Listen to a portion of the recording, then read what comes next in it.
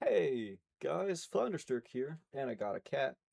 UFC 235 happened. No, 325. I've been saying 235 like all week. I have no idea why. It has been so ingrained in my head. I think 235 is like a John Jones card or something. Um I mean it may as well been because we have the second most evil person on the UFC roster, second only to John Jones, which is Diego Lopes. And This fight was 25 minutes, and I spent the entire time like biting my nails. I really thought like only a round had passed by the time the whole match was over because I was so anxious Diego Lopes was just gonna walk forwards and starch Volk the entire time. It never really got better until like the the fifth round when I was like, okay, it's probably not gonna happen, but still. Is there a lot to say about this fight? I think Diego Lopes. Did he look better? I liked his kicking. I think he did a really good job evading the low kicks, which was so nerve-wracking. Volk is like the low kicking guy, and he couldn't do much. He really did not do much at all with the low kicks. He had very low effectiveness compared to normal. And that was weird. That was so weird to watch. It made you feel so uncomfortable knowing that Volk needed to box to win. Like the dream is that he can just like safely circle and run around the cage and low kick the entire time and not have to deal with the threat of Diego Lopes being himself. But he outboxed him. I mean, he won every single boxing exchange except for the one where he got like flash dropped for a second. He looked really good. He may have been injured. He was like alluding to something having been gone on with his camp where he was like, I don't even know if I was gonna be here, which he also said about Mauricio Huffy, which we will get to. But if he was injured, that's I guess that's a good thing in a way because it means he'll only hopefully look even better against a Malshar Evloev or Laura Roan Murphy. But I don't know. He's getting so old. I don't like that he gave up a takedown to Diego Lopes at all. I don't like, but he got up so fast and he did everything so well. He did take a really awkward uh takedown attempt in like round one or two where he shot and it just wasn't there. And I was very nervous about that. I watched that and I was like, oh my God, is he just did he just magically get old and forget how to do everything? Hold on, I'm turning the camera down so you can see this cat. It's not like you want to see me anyways. I mean, unless you like my sweater. Hello. Now, I feel weird about some of this because people made it out to be closer than it was. And that is a nervous thing because I don't want Volk to feel like he has to put a statement out. Like if he beats Evlov, I would be so happy if he just like jabbed and teeped his way to a decision or whatever, and was like very even in quotations on the striking numbers or whatever. I don't need a Volk domination. He's 37. I feel no like desire for 37-year-old, 38-year-old soon to be Volkanovski to make a statement or prove himself anymore. He has nothing left to prove. I would love if he could just like grapple fuck the next like three fights and then retire on top. I think everybody thinks the same. Diego Lopes did break both of his feet, um, which I'm not. I don't know why I'm smiling. I'm definitely not happy about. Oh my God, there's like an evil part of my brain that is like genuinely rooting for Diego Lopes to suffer, and it's bad. It's bad. I don't approve of it, but I can't help myself. Anyways, he breaks both of his feet on throwing kicks, which I think that's really going to mess up his confidence because he needs to make adjustments like that to stay in the top five or to ever, reach the title again. He needs to be able to kick and not just throw uppercuts because his boxing isn't good and he misses all the time. He's terrible at boxing. He's bad at fighting. But anyways, he needs to get better. He needs to have confidence that he can actually throw kicks. But if he breaks both his feet in a title fight and he may feel like, oh, if I had just brushed him and boxed him, maybe I would have just knocked him down and won the fight. If if this loss because he tried something new is going to make him revert back to his old ways of like being slightly worse, then this is going to be a really really bad thing for him. His grappling looked I mean, decent. Volk just kind of makes good jiu-jitsu guys look bad. There's this issue that has happened in that Volk has already fought Diego Lopez 5 times. Let's see. Um he fought Korean Zombie. He fought Brian Ortega, and he fought Diego Lopez twice now. So sorry, 4 times. He a slow, very slow, plodding guy with bad footwork and bad defense, but an insane chin who just has like knockout power on top of really good jiu-jitsu with no takedowns. It's like the exact same person copy paste. Even with Brian Ortega and Diego Lopez and like throwing haymaker uppercuts, Korean Zombie throws like spams hooks and stuff. It's very very similar. I don't think Diego Lopez's chin is anywhere near as good as prime Brian Ortega though. I think Diego Lopez has a good chin, but not that great. He got stumbled several times in both of these Volk fights, and I get that Volk is I said bulk, but he is bulk. He's a large, thick dude, who I'm sure hits very hard. But it's not like we see Volk knock guys out. He's never usually landing knockout punches, right? He will throw really hard, but it's kind of like a Justin Gaethje thing, where he's rarely like landing on the chin or like behind the ear in that bone that I keep forgetting what it's called because it's not the temple. The temple's here, but behind the ear is like something. But anyways, is there anything super important takeaway wise? I was worried about Volk's grappling, but he started to look pretty good, so I feel fine about that. I feel like he won probably every round. I don't think the back take Diego Lopez had was a real back take because it just wasn't, right? Like I do jujitsu. That just wasn't a back take. It was sorry, it wasn't a rear naked choke. It was like a back take, but it was not a rear naked choke. It was nowhere close to an attempt. They shouldn't have given him a submission attempt. If they did, they did not. Yeah, Volk's guillotine was a real submission attempt. His fucking head was like crunched in. You could see his like discs on the back of his neck sticking out. Does anything else about this matter? I think Volk seemed like he fixed some of his issues with jabbing and overextending when he jabs. I would get very nervous every time he would switch into the stance that he was in when Diego Lopez like clipped him in their first fight, but he handled it pretty well. I think he did a lot of the right things. His head movement was good. He was fast. He was Volk. I don't really have too many complaints about what he did. Yeah, that's it. I mean, that really is it. I wish he had put him away though. Oh god, I'm just happy we won't get to see Diego Lopez in a title picture anytime soon. I think Jean Silva is fucking terrifying, like a terrifying matchup for Volk. But I'd be more okay with Jean Silva winning than Diego Lopez. God damn, Diego Lopez is the worst human being on the planet.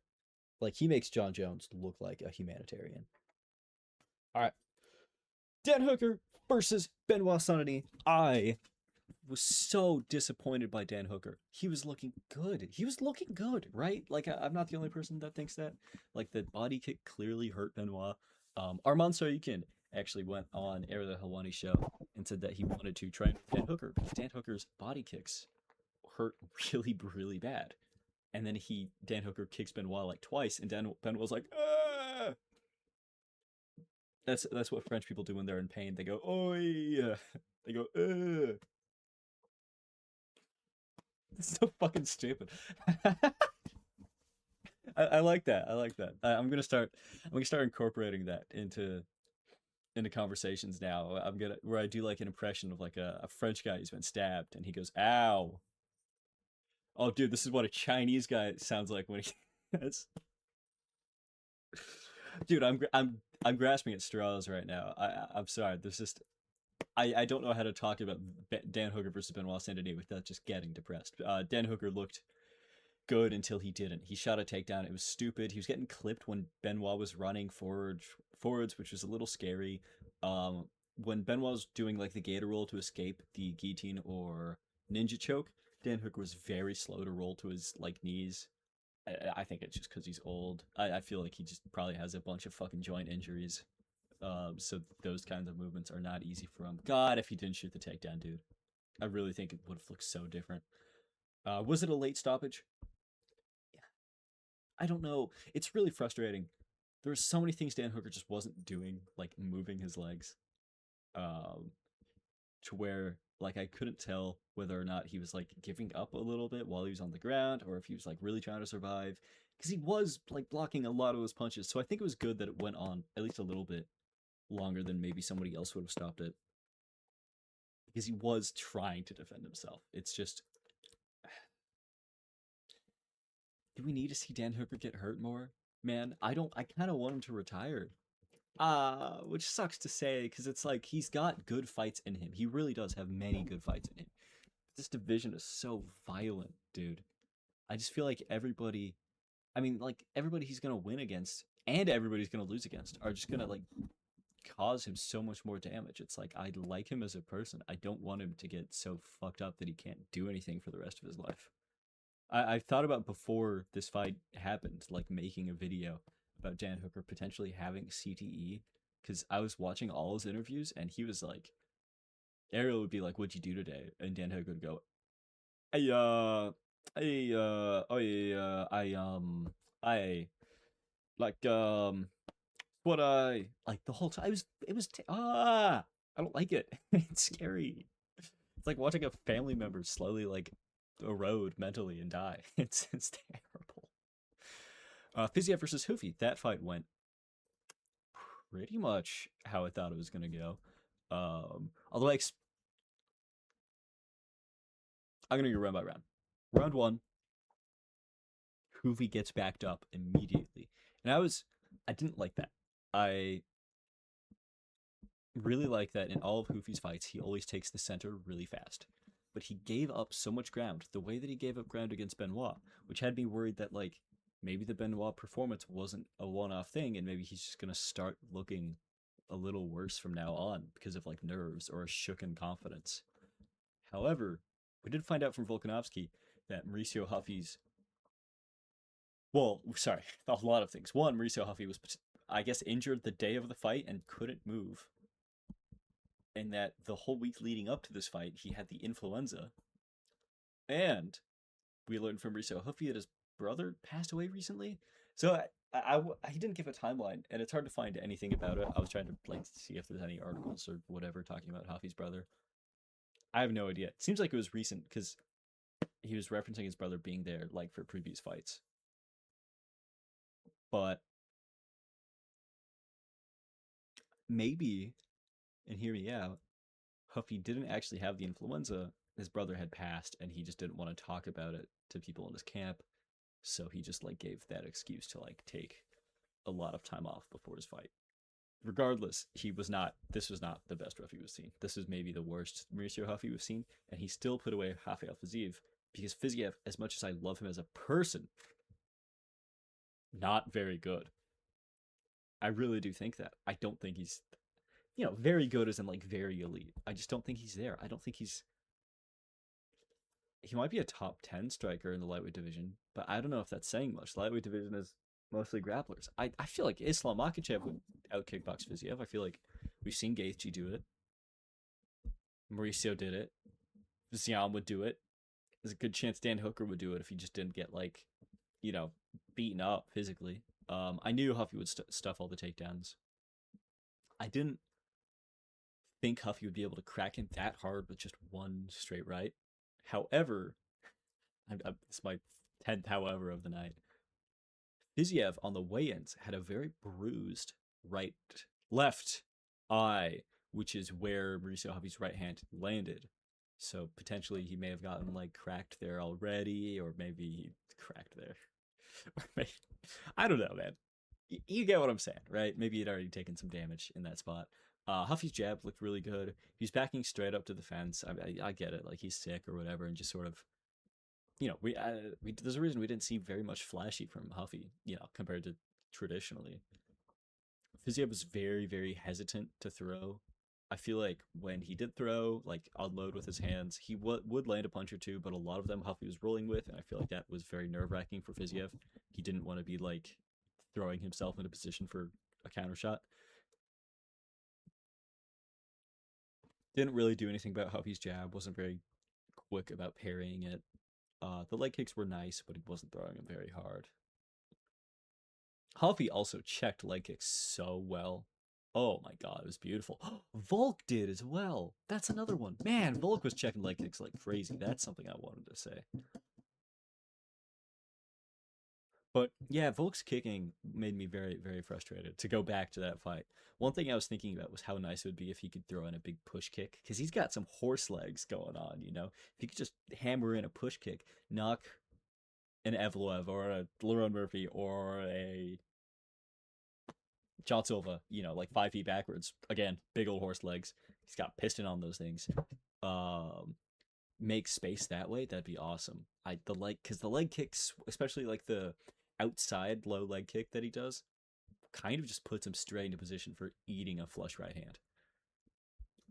Fiziev needs to fight at featherweight. He was saying in an interview he can't fight at featherweight while eating stuff he enjoys to eat, but he needs to just accept that he can't have both because he won't ever be a champion in lightweight. That's how I feel. I feel like Fiziev still has really good matchups in this division, right? It takes a Mauricio Huffy to put him away. That's a good thing. Mauricio Huffy has maybe the most knockout power in lightweight division. Do I believe that? Oh my god, we have Ilya Taporia. Dude, Fiziev's not beating Taporia, but Taporia will retire eventually. I think Fiziev could beat Arman. I think he could beat Dan Hooker. I think he could beat Benoit. I really do. I think he could beat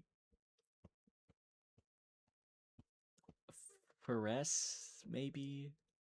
No, maybe. Because he did outstrike Bahamondes.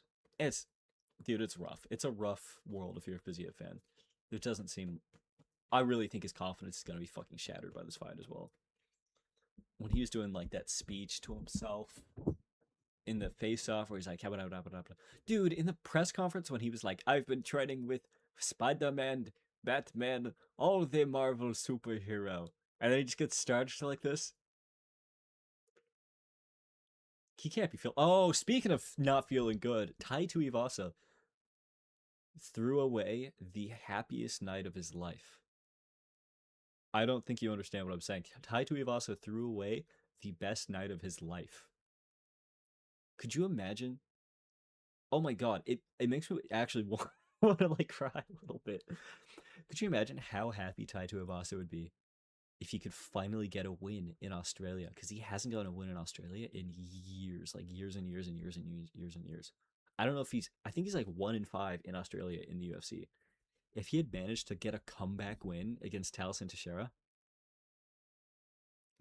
and like he just like jumps up onto the side of the cage, and the crowd would be so loud. They love him so much over there, and he drinks a shoe. Dude, he'd be sobbing into his own shoey. That'd be such an incredible moment, and he threw it away by being a fat slob. There's nothing stopping him from working out more. This is the problem. He could have just worked out more. It's cool that he lost a lot of weight. He could have lost more.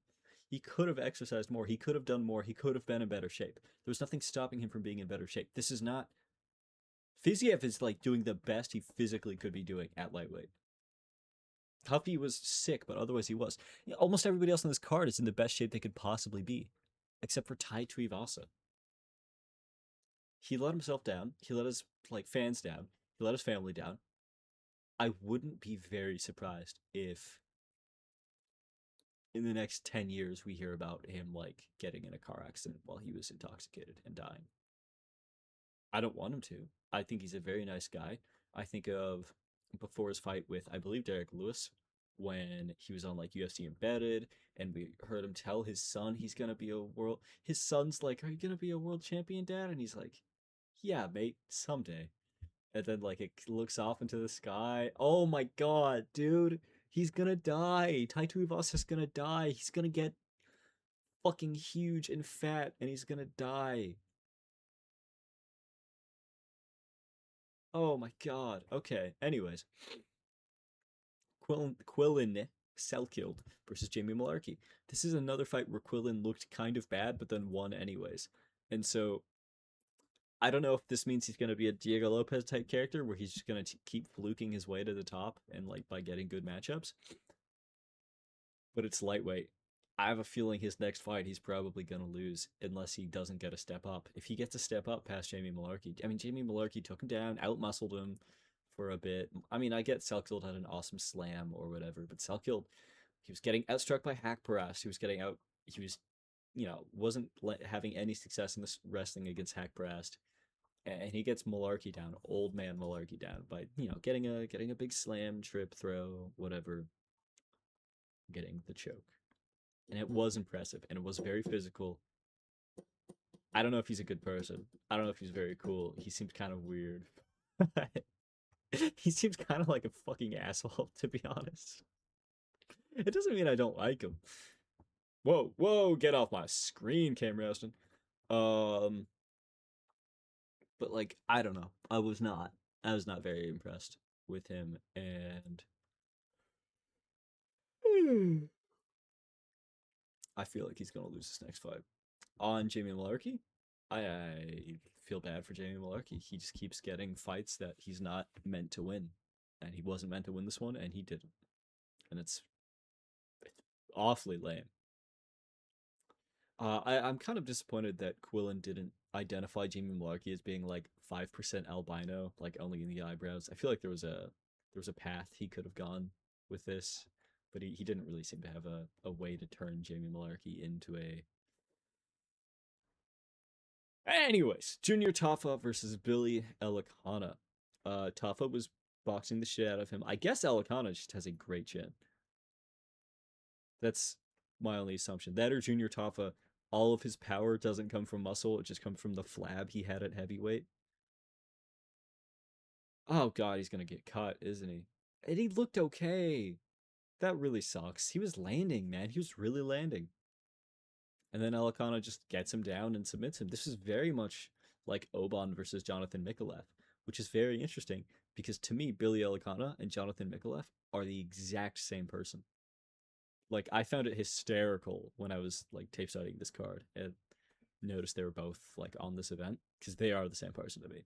They like throw a kick or two at range and then they just get a submission or don't. Like they're just like these outside kicky guys who have good jiu-jitsu.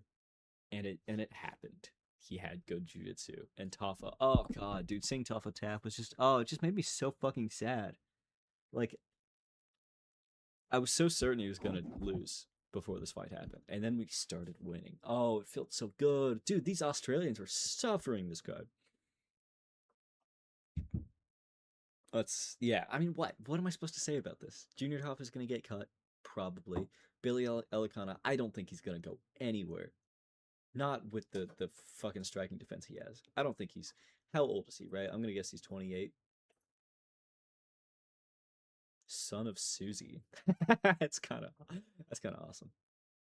We know his age on here, dude. I hate this website. Yeah, Google search Billy Elikana. How old is he?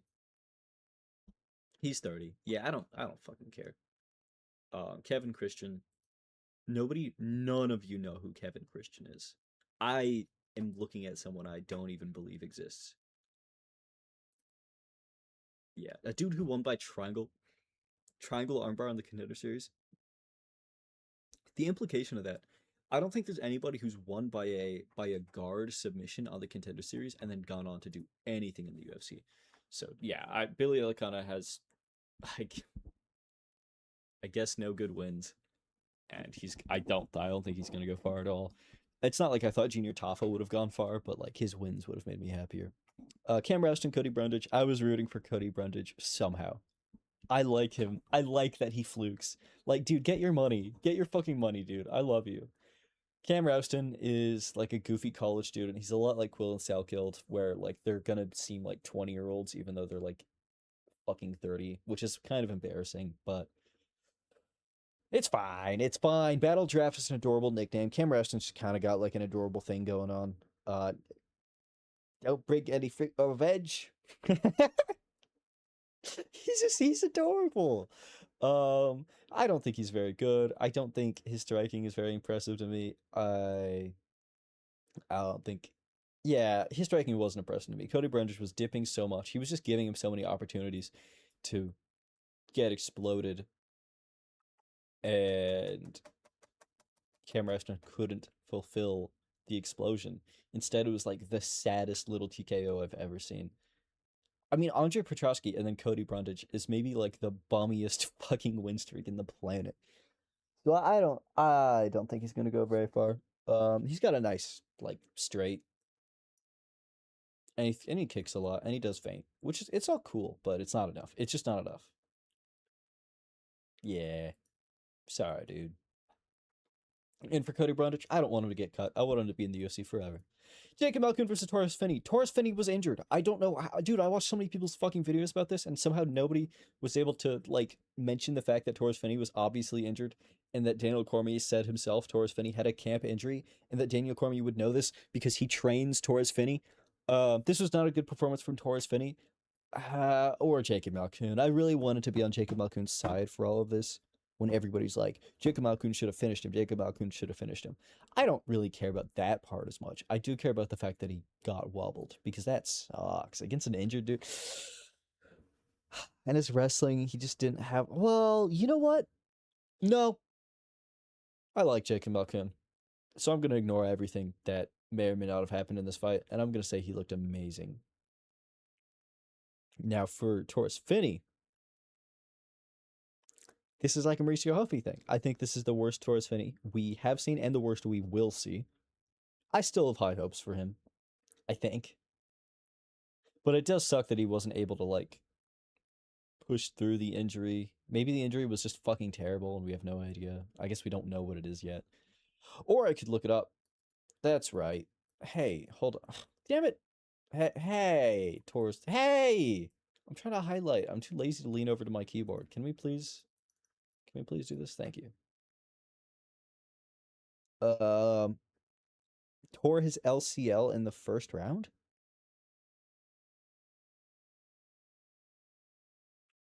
Wait, really? Cormier said it was a camp thing. God damn it, why does everybody lie? Why is everybody such a liar? Okay, first round LCL injury. That sucks. He should have been able to adrenaline through it. That's my personal opinion. For at least 5 minutes, and he couldn't. It's like the second whatever that injury was happened, he just couldn't fight anymore. And LCL is a big deal, but I mean, you know what? Fiziev tore his ACL, and he had to lay down like a person. Eh. I guess neither of them are going to go super far. Malkoun could probably still beat Brendan Allen, though. I don't think he's gotten any worse per se with the time off, and I think he'll probably look better in his next fight, given that he had a massive layoff his last one. Maybe he did have that injury though. Jonathan Mikolov versus Oban Elliott. Oban Elliott doesn't have the gifts that would let him win fights. Like Jonathan Mikolov is just kind of more of a talented person, even if he's worse technically.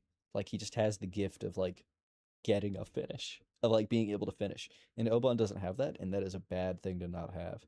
Oban got outmuscled his last fight, and he had so much striking success in this fight, but like still couldn't do anything with it. It's not like Mikolov got particularly rocked. Yeah. Yeah, that's pretty bad. What happened was Oban like ran into Mikolov's elbow and then blinded himself, breaking his orbital in two places. Oh my god, dude. He needs to go down to lightweight again. I get that he was in lightweight, and what happened was he lost at lightweight against. Wait, what? Come on. This guy was a lightweight. Oban Elliott was a lightweight. He was a welterweight his entire fucking career.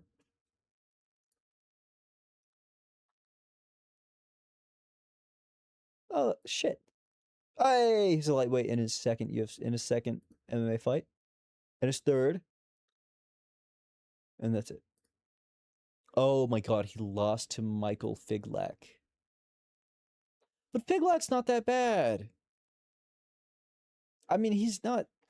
Big Lac's a little weird. His only losses being UFC losses, it makes me think that maybe something was going on. He was just roiding outside of the UFC. But I think Fig Lac's actually pretty good still. It's just maybe maybe he's not. I don't want to think about it. I don't want to think about it. All right. My conclusion is that Open Elliott needs to be a lightweight. That's the only way he would be able to have the physical gifts that would let him finish a fight or even win a fight in the first place. Jonathan Nikolaev is okay. He's just okay. I'm always going to think that he's probably going to win another fight or two because I think welterweight's pretty shallow outside the top 15, but I don't think he will ever get in the top 15 unless he makes massive improvements or learns he has magical power. Conor Offley versus Yija. I don't think this was an insane robbery. I do. Okay, I do think it was an insane robbery, but I don't care, and I think it's kind of funny that Conor Offley won. I was very happy for him, even though I have no reason to be because he's not very impressive and he's just going to get finished in his next 10 fights.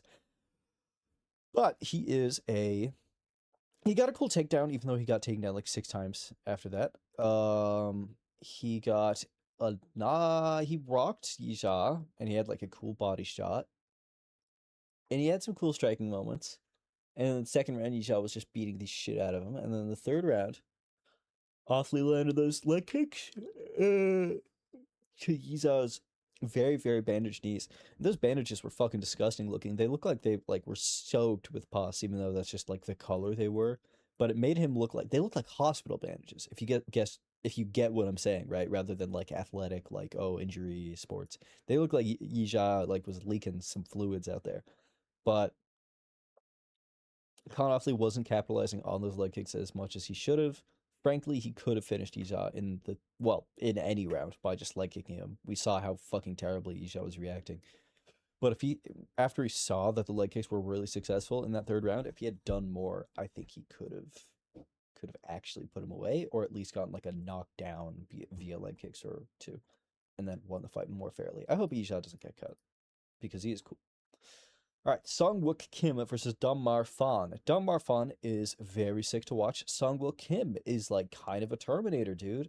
They're both pretty cool. Dunmar Fan was leaning against the fence way too much. Sungwook Kim was engaging against the fence way too much. I think Sungwook Kim, oh my god, those body hooks, those were gross. Dunmar Fan, I hope Sungwook Kim just has a really good chin. I'm assuming that is the case. I don't think he's been finished before. Oh god. Of course, they just wouldn't have his full record. Yeah, he's only ever lost via decision.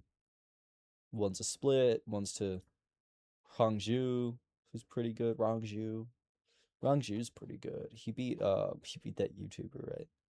Do I keep making up that he beat that YouTuber and it didn't happen? Am I a dumbass? Is this the 10th time that I've in my head pretended he beat the guy, the Randy guy, I think is his name? I'm good, dude. I'm gonna stop talking. I didn't even realize he fought Austin Hubbard. Jesus, do I watch this sport anymore? What am I back on? Yeah, Sangwook Kim, Frogman.